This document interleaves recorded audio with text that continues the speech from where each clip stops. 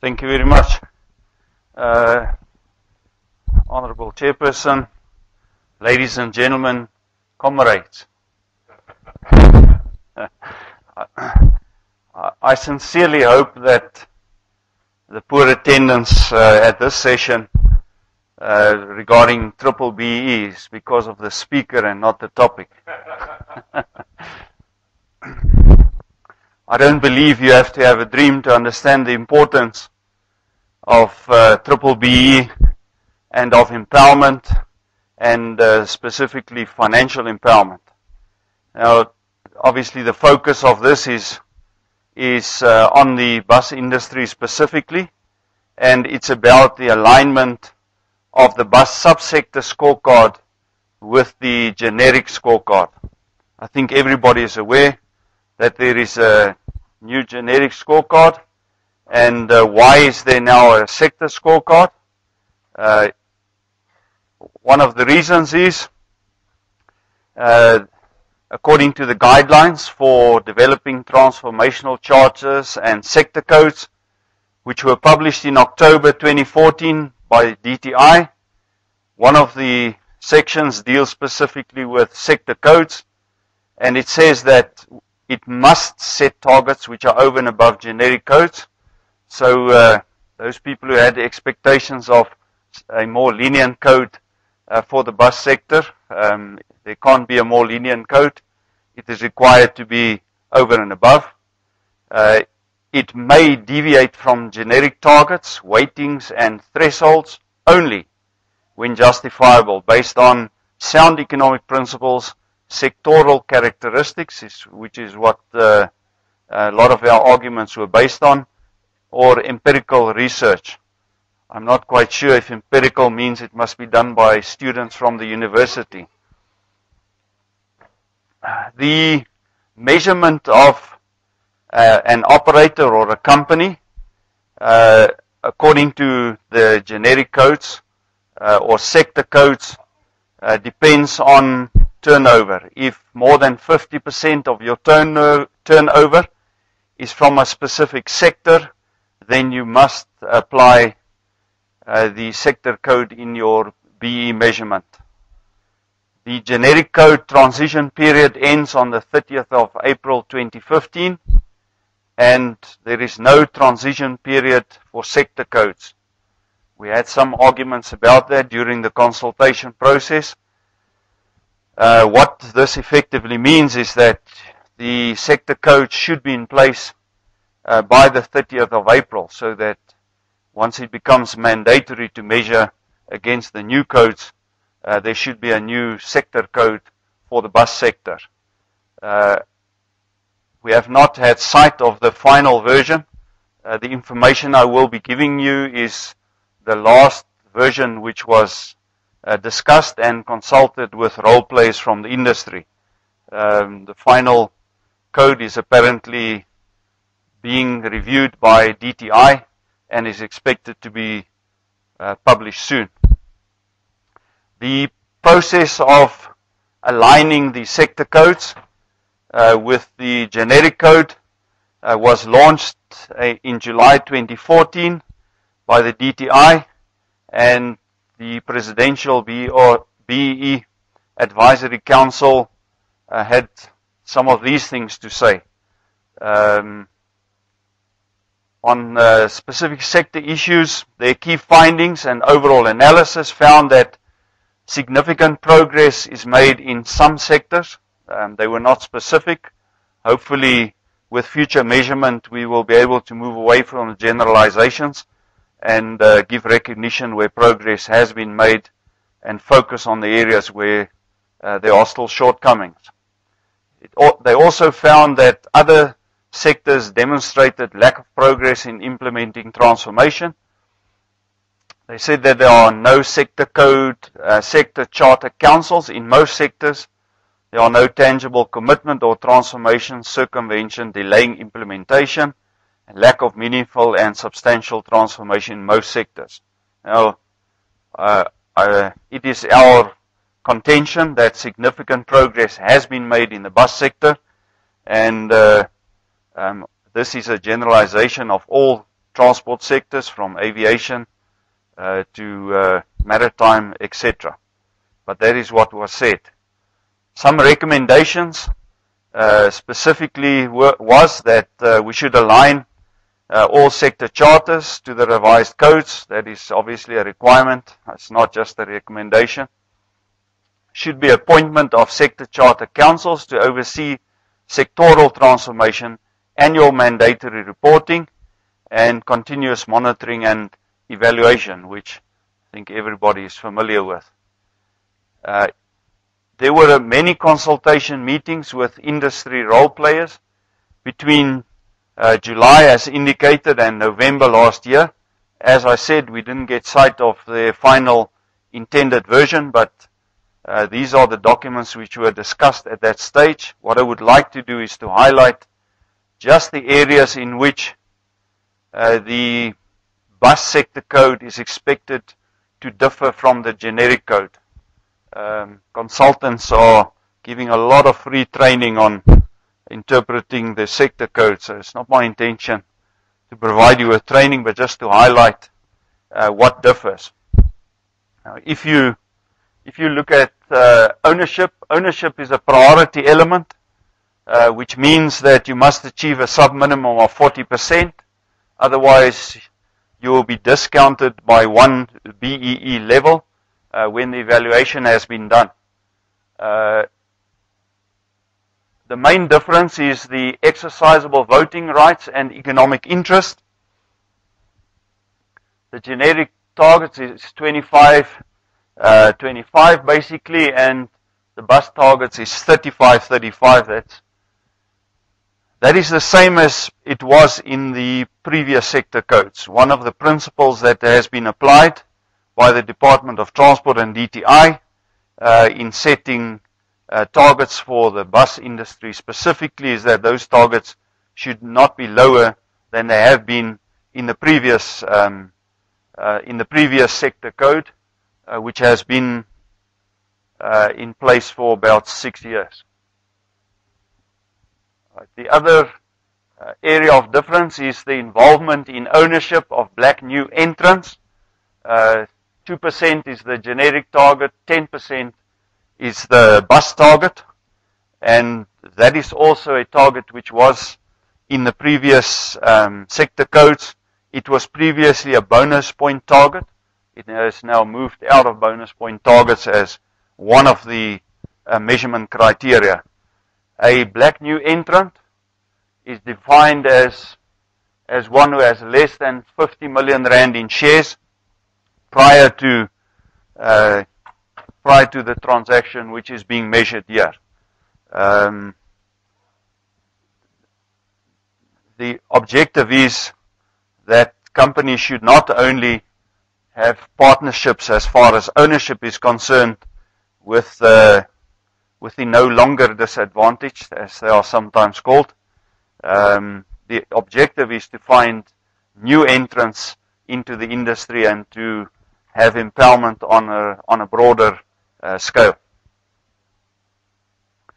On management control is effectively employment equity. On management control, that's not the pointer.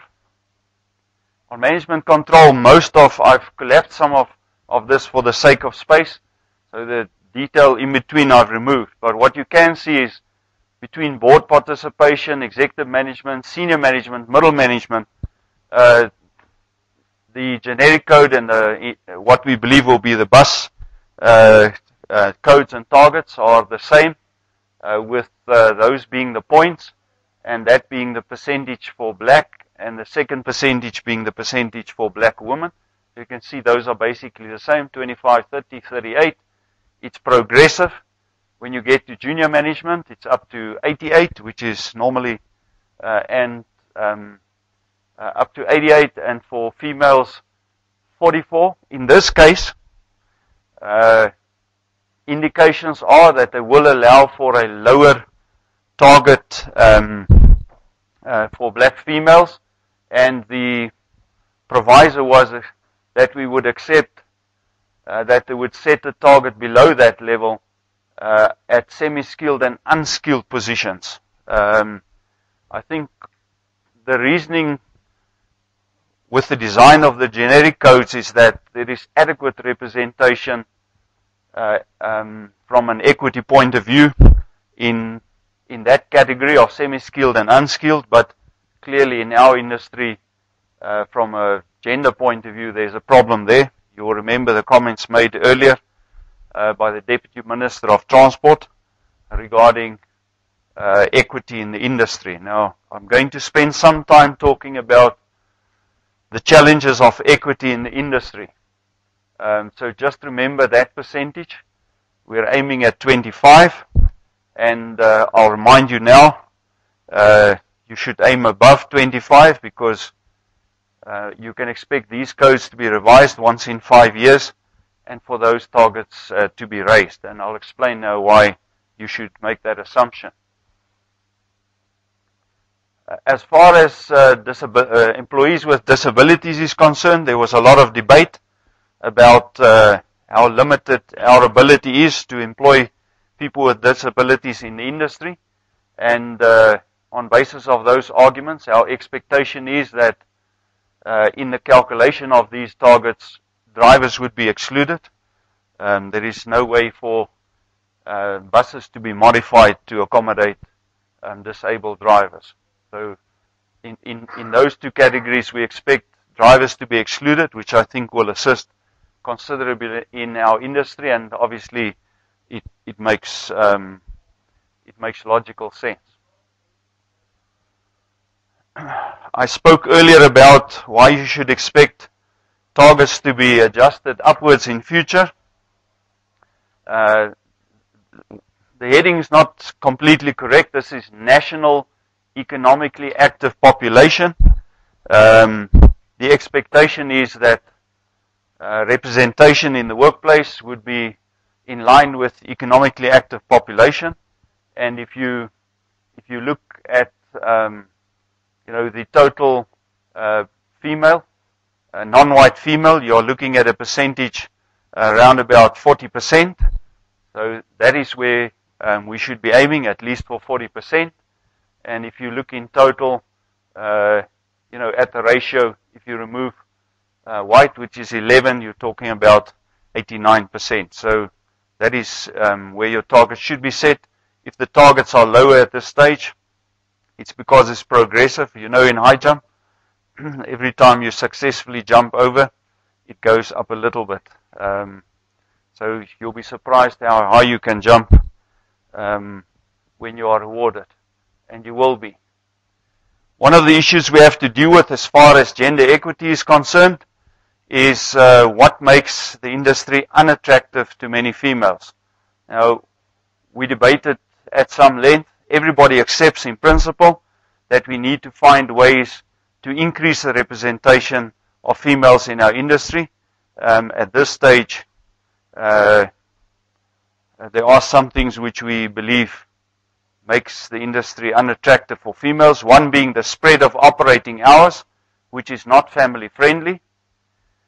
If you are in the industry, you will know that buses run from as early as 3 a.m. to 9 p.m. and beyond possibly. What is relevant to those hours? The Basic Conditions of Employment Act talks about a maximum spread of 12 hours. That has been varied in SAPAC by Bargaining Council agreement for the industry to 14 hours. And the indications are in the road traffic regulations that there should be at least a 9-hour break for drivers, which implies that the authorities think 15 hours acceptable. I think there will still be some debates and possibly some comment from Labour regarding that, but those are the realities. Also, for operating staff, they mostly work a split shift in the commuter bus industry, from 8 to 5 and 5 to 8, for example, 6 days a week. So those things which are not very friendly for a mother with small children. Bus maintenance is mostly a strenuous and dirty work. Wheels, brake drums, springs, diesel oil, grease. And it's perceived to be a male work environment, I think, which sometimes doesn't, maybe that's only a perception of males, that it's a male work environment. One thing is very clear, is that no matter what the work environment, it is a lot more attractive than unemployment. So attracting females will require some innovation, but there are people available who can be attracted through the right processes. And just to quote from Henry Ford, the founder of the Ford Motor Corporation, he said, "Nothing is particularly difficult if you divide it into small jobs." So once you start spreading this over annual targets, you'll be surprised. It looks daunting if you compare it with where the industry is now. And failure is simply an opportunity to start again more intelligently. Now, I'm not sure our bank managers will buy that one. But I think right now, if I just take you back, if you look at those percentages, a survey done amongst some SABOA operators who were willing and able to timelessly give information indicated that at most of these levels, the representation by black females is only between 10 and 15%. Okay, not halfway from where it has to be. Okay, so a lot has to be done regarding that, and I'll come back to that.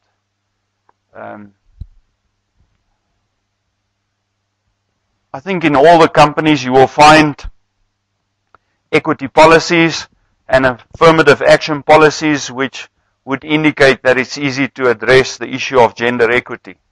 If you, however, look at the facts, there are some challenges which we have to find solutions for. As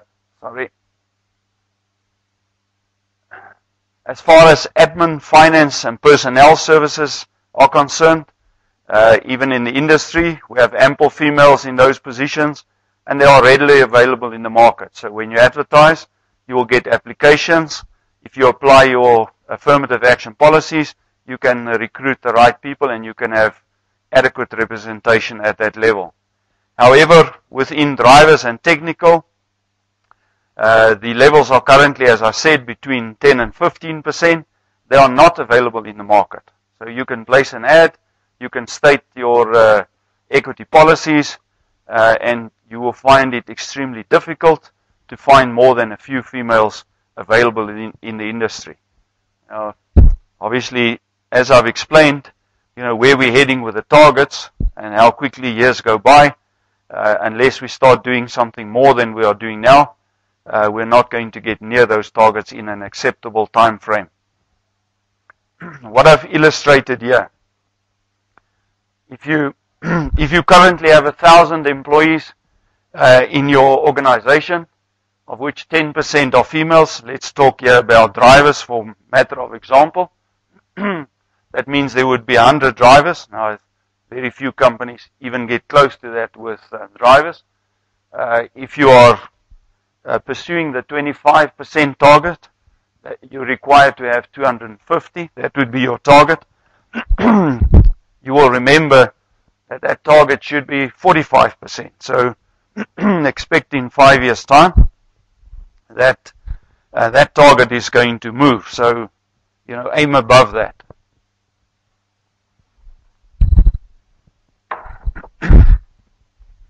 So what do you do to get there? If we assume a 10% turnover of drivers in this example, means you will be recruiting 100 drivers in a year. If 25% of them were female, which would be a remarkable achievement considering they're not available in market, then if only 10% of them, resigned every year as part of that turnover, you would improve by 22 a year, and getting to 250 would take you 7 years.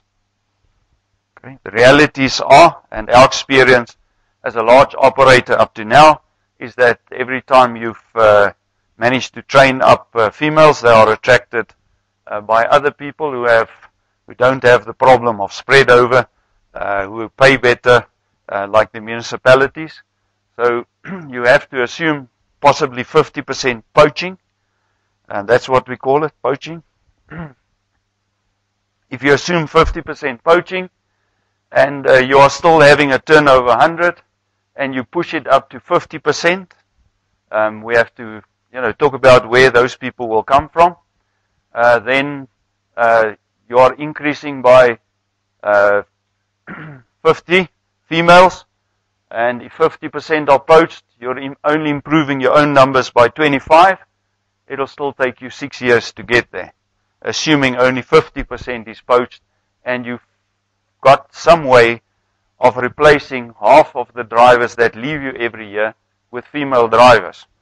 If you half that assumption, you double the years. So unless we do something more than we are doing now, we are not going to address the problem of gender equity, which was also emphasized by the Deputy Minister.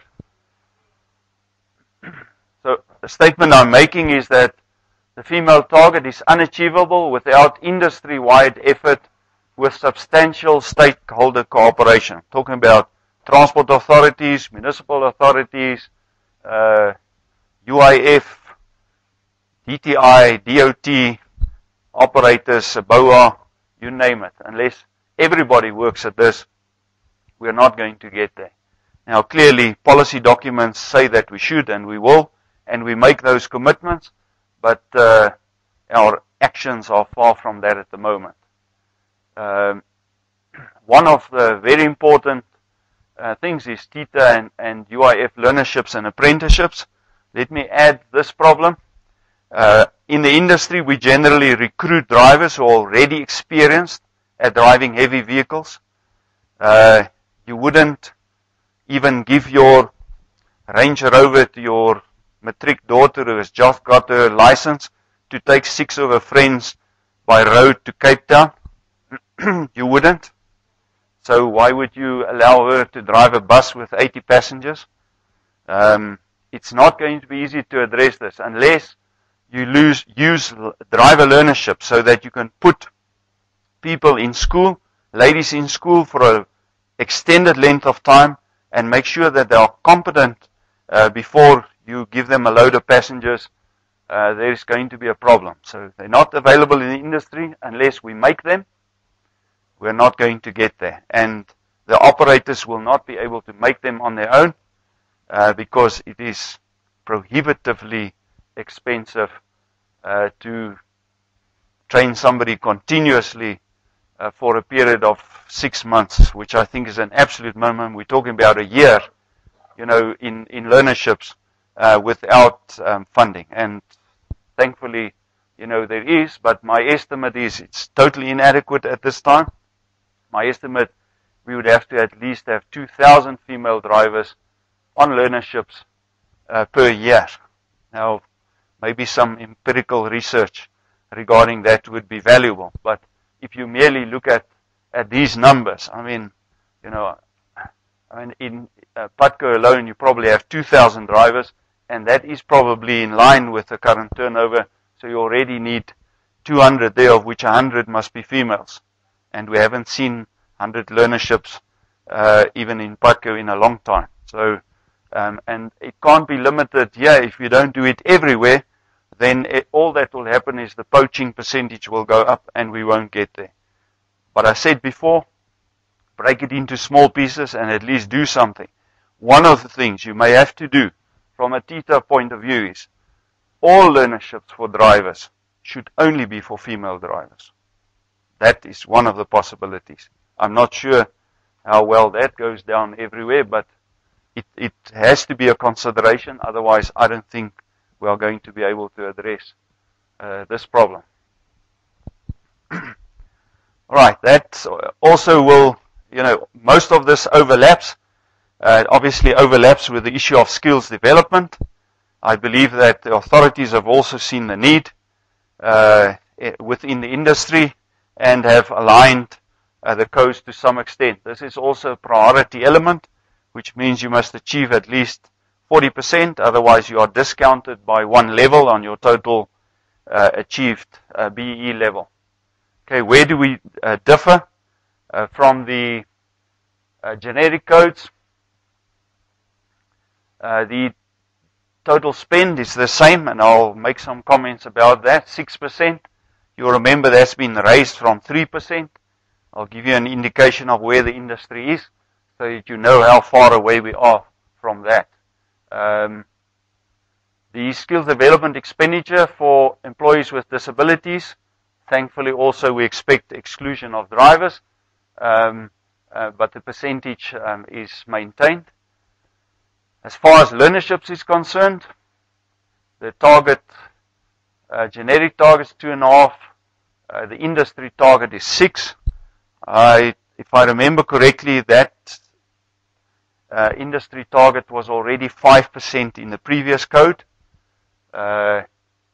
This indicates that we are not getting where we need to be, and internships, learnerships, apprenticeships, emphasis apprenticeships as well, is seen as a high priority for our industry and should receive attention. One of the expectations we have is that where targets are higher than the generic targets, we expect that there will be a greater weighting as far as points is concerned to give greater recognition for the achievements. I think it's important to recognize achievement. I do believe one of the things we can do at the SABOA conference in future is when we've actually measured what people achieve, that we give public acknowledgement here, that we report where the industry is and we highlight the achievements and the ideas and share ideas regarding what really works and what is not working. Because the important thing is when you do these apprenticeship, learnership, internships, is that people are employed. You will see that bonus points are awarded for 100% absorption. I'm assuming that 100% is up to what your target is. If you train beyond that target, you should not be penalized because the ones beyond your own target are not employed by you. But I think there can be close cooperation through SABOA to also, once you've gone to this length to train people inside the industry, other operators, other companies in the industry surely want them. And it shouldn't be difficult, to find employment for people who've been through apprenticeship or driver learnerships. How to keep track of them, I think we'll still think of some ideas how to do that. These are not easy targets. If you look at those percentages, 6%, if you employ 1,000 people, I think that's 60. Yeah, so, in a company like Putco, you're talking double that number, 120. We currently have more than 120 apprentices, thanks to TITA. So for us, I don't think that will be a problem, but in smaller companies, it costs money. If the money doesn't come from TITA, it becomes unaffordable. So we will rely heavily and we will work closely with TITA. They are going to play a very, very important role. And there again, remember, I illustrated the equity challenges amongst drivers. The same equity challenge exists amongst mechanical staff. It is very difficult in the market to find females who are qualified to and willing to work in the workshops. We must make it more attractive. And again, we are going to have to set, I'm suggesting that you should set some minimums regarding the allocation of funding by gender, and possibly in this case at least 50%. I don't think at this stage 100% is achievable. There are just not enough females here to want to be here. But once those who are here qualify as artisans and jump to significant minimum wages and start driving nice cars and telling their friends how great it is to be an artisan in the bus industry and how rewarding it is. There are people who are technical managers in the industry who came through the ranks in the industry. So you don't have to even end there. There are career opportunities, up to very senior levels for people in the industry. Here is some information regarding a SABOA survey. Obviously, it was done in somewhat of a hurry during the consultation process, just to get an idea. This survey was done more specifically to deal with the mandatory training.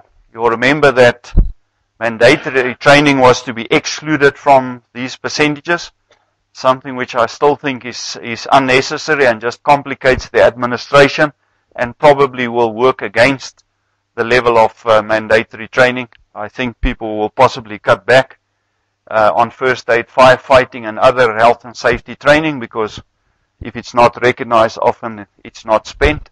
And I believe that operators currently train beyond minimum levels. But what we have said as an industry is that if it's excluded, it shouldn't make a significant difference, but it just makes it more difficult. If other categories of training, like driver refresher training, or driver refresher training might become mandatory at some point. If any other categories become mandatory, then we may have to think about this again and debate it again. But if you look at the current spending on mandatory training, which is basically only those three, there are very small percentages, in total less than 0.5%. Okay? Do keep in mind though that there's a target of 6%. And the training spend as a percentage of the leviable amount is currently only about 1.53, okay, 1.5%. Keep in mind this information was provided by a number of willing operators who were able to extract this timeously for the survey. It's not empirical evidence, I think. Where is most of the money spent currently? Bus driver's license, that basically training people to have a license who do not already have one. New driver training, 30%. That is what most bus operators do. They recruit somebody who already has a license and allegedly is already experienced, possibly not in the bus industry, but driving trucks, at least some other heavy vehicle. They are then put in school and trained for a period of time. That's where the majority of money is spent. Driver refresher training is existing drivers again and again. And driver learnerships, I'm sure that is spent, but it is reimbursed by TITA. And mechanical apprenticeships, the same thing. Although a lot of money is spent, I believe most of it, is funded by TITA. Just to get an idea of where we are. But if you look at that, it's very far away from the 6%. Keep in mind the 40% sub-minimum. The industry has a long way to go. Just to illustrate what does 6% mean. Again, with the example of 1,000 employees, if the earnings upon which it is based is about 10,000 per employee, it means your wage bill is 10 million. 6% of that is 600,000 Rand training spent. Now, 600,000 Rand doesn't look like a lot when you're talking in millions, but if employee cost is 33% of total cost, which I believe it approximately is in the industry, then the training spend increases your total cost of running the business by 2%. Okay? And if it's not coming from somewhere else, like we heard earlier in the day, it comes off your profit. If your profit is 10%, and most of us wish it was, then 2% training cost will eat up 20% of your profit. You can get a copy of this from SABOA and do some empirical research if you like. The fact is, training is very necessary, but it is expensive, and it's not easy to say we just put hundreds of people into training right away to address these shortcomings. It is going to take time, and there are some realities about the cost. The target of 6% is extremely high in our industry because our labor cost is such a high percentage of it. If you I would suggest if you go to the mines, maybe their labor cost is a far lower percentage. There are a number of industries, maybe Sasol, I don't know. There are other industries where I think labor is a far smaller percentage of their total cost, and therefore their training spend doesn't amount to these sort of numbers. In our industry, it's significant. Enterprise development. Enterprise development is also a priority element, sub-minimum 40%. If you look there, basically the bus targets are generally the same as the generic targets, slightly higher for QSEs, but with a expected weighting which assists, with and rewards for achievement of the higher target, and possibly also with exempted micro enterprises and with empowering suppliers with at least 30% black women owned. One of the challenges regarding that percentage, I'll explain now.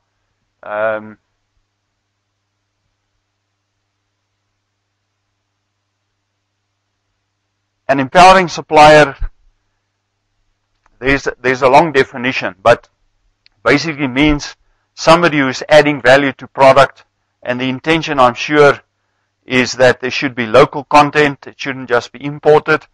Those definitions were being worked on, and we weren't sure, but the definitions were designed primarily for the manufacturing industry. But the clear indication we got is that to be an empowering supplier, you would have to be a value-adding supplier. There would have to be substantial addition of local content or substantial addition of labor. I think at least 25% for you to achieve that. At this point in time, the impression we had during the consultation process is that diesel is primarily manufactured, either fully imported or manufactured primarily from imported oil, and it's unlikely that the diesel suppliers in any significant number would qualify as empowering suppliers. And if 45% of your expense is excluded, you've got no way of even getting halfway on that target of 80%. I mean, if 40% already is impossible to comply, then that becomes totally unachievable. There are some uncertainties here, and hopefully we'll get some clarity. I think it was also indicated about 10% is from chassis, and the opinion was that most of that is imported, and therefore wouldn't qualify either. If more than 50% of your procurement spend cannot count towards that, it will become impossible to even achieve the sub-minimum. But we're expecting some clarity as soon as the drafts are republished, and hopefully, the definition of what empowering suppliers are is amended. We'll get some clarity on that, and that will help us. I would like to remind everybody that there are already commitments by all stakeholders of the transport sector. Those commitments include that we'll embark on joint initiatives, which I've already spoken about. We'll start a major communication and marketing campaign, and I'll take what I've done today as being part of that. We'll monitor the impact on job creation, which is extremely important. I think the emphasis will be on gender equity as well, as far as job creation is concerned. We will allow achievements to be rated. That's mandatory. I think a lot more needs to be done to actually show what is really happening, and specifically to our industry, so that we don't generalize, and so that we recognize successes and we share those successes. And we will supply all relevant statistics, data, and information and proof thereof as required. Now, there is obviously verification done, but once people in the department and specifically our sector looks at what we are doing, I think it's necessary for them to dig a bit deeper and see what's going wrong and what's going right, so that we can help each other. And I was typing this earlier because I hear it on the radio, and I realized it also comes from Henry Ford originally. If you always do what you always did, you always get what you always got. And I think if I remind you about progress on this topic at future seminars, I'll remind you about this. Maybe it would be appropriate for me to, also quote, I don't know, President Obama. Yes, we can. I think it's easy to talk about these things, but I think it's going to take a combined, concerted effort from all role players to achieve the objectives. The commitment is there, I can assure you that, but being committed and doing something, what's that, the chicken and the egg? No, I don't know who's more committed. I think the chicken. I think I'm a bit chicken at this stage. All right, thank you very much.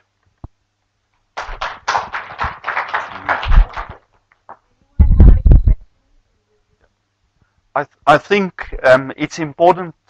I think it's important to make the point that this is expensive, irrespective of the size of your business. I mean, it's still 6% of a small business expense, and it's still, 20%. Sorry, it's still 20% of their profits. So whether you're small or big business, it just multiplies into a bigger number in a big company. But I also think the other important thing to emphasize now is when we talk about this funding is for employees and unemployed people, to become trained. It's not for the companies. We have to be sure that this money is well spent. Now, it's easy to monitor and come and see how it is well spent in a big company with an accredited training college. My fear is that, sometimes our desire to, spread this funding to small operators, we need to be sure that it's effectively spent so it eventually achieves the objective. It's not intended to reduce the operating cost of the business. It's intended to address the issue of poverty, unemployment, disparity, and equity. So, I will argue strongly that the money is well spent here, and please give us more money to spend here. I must say I was quite surprised that in the generic codes the targets at that level was removed, and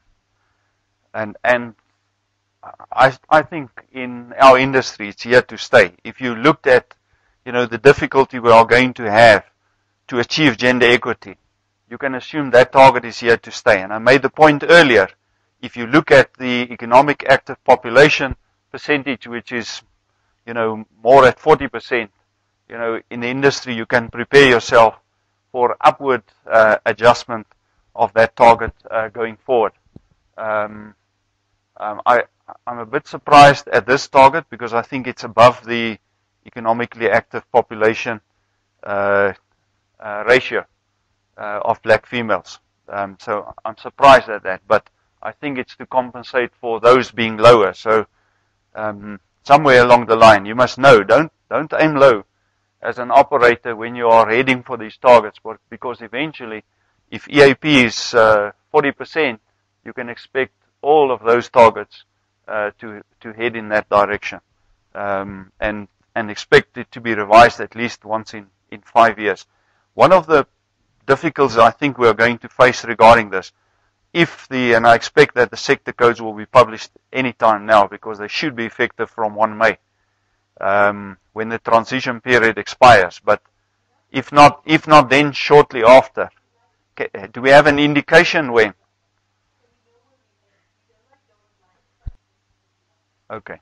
All right. The point I wanted to make is, if it's effective from the 1st of May, the first time that all the operators will have been measured against the new codes will be the 1st of May next year, which means only by the middle of next year will we really get an indication of where we are regarding achievement and measurement against the new codes. But at least then we have a base, and we'll be able to monitor yearly progress. And I hope that you will, at least at this forum, on an annual basis, congratulate the industry on what they have achieved every year with the progress, and we'll share ideas, how to make more progress and to accelerate the progress. Thank you.